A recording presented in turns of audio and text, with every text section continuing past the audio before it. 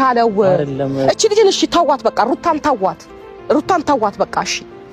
እሷ ተትቶ የራሱ ህይወት ግን ልክ ነው? ከልጅቷ ጋር በዚህ ልክ መሆኑ ልክ ነው? በቃ አንቺ ከህይወቱ ውጪ እስቲ ጋፕ ስጪውና የራሱን ህይወት ከራሱ ጋር ያውራበት፣ ከራሱ ጋር ይማከር ብላችሁ ለምን አላላችኋትም? እሷን ያመጣችኋት እናንተ ናችሁ አይደለም? ለምን ከህይወቱ እንድትወጣ አላረጋችሁም እናንተ? በቃ እሷ እኮ ሲጀመር ፍቅር እየተጫወተች ነው። በጓደኛ ሰበብ ገባች። አሁን ፍቅር ነው እየተጫወተች ያለችው። ገባ? ያ ነገር ደግሞ ልክ አይደለም፣ በጭራሽ ልክ አይደለም። አንዲት ሴት ልጅ በዚህ ልክ ትዳር ካለው ወንድ ጋር እንደዚህ መሆን ማለት ምን ማለት ነው? ይሄ ዋና ላይ ስትሆኑት የነበረው ነገር ልክ ነው? የሆነ ያለው ነገር ለሰሚው ይሰቀጥጣል ነው ምልህ። እኔ ለማየው ለምሰማው ጫንቆኛል። እኔ ግራ ገብቶኛል። በኃይል ብል በቁጣ ብል በጸባይ ብል ምንም ያልቻልኩት ነገር ቢኖር ይሄ ነው። ልጁ ስታወራው ጫንቆኛል፣ ልጠፋ ነው፣ እንደዚህ ልል ነው ይለኛል። ቆርጬ እንዳልጥለው ስጋዬ ነው ደሜ ነው። ምን ላርገው?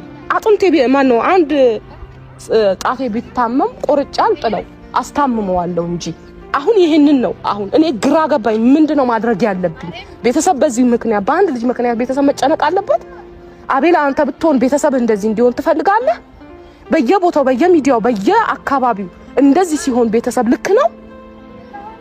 እኔ እኮ ግራ ገባኝ። እናንተ ነገር አሁን ግራ ገባኝ። አሁን ብትችል አቤላ በቃ ይሄን ነገር ወይ ከህይወታቸው ውጣ ወይም አስወጣቸውም።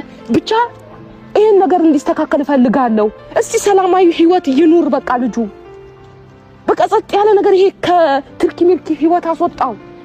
ትርኪ ሚልኪ ህይወት ነው ይሄ። የማይሆን ነገር ስሙ ቤተሰቡም እሱም ሲጠራ በማይሆን ነገር የማይሆን ነገር ነው። አይሆንማ።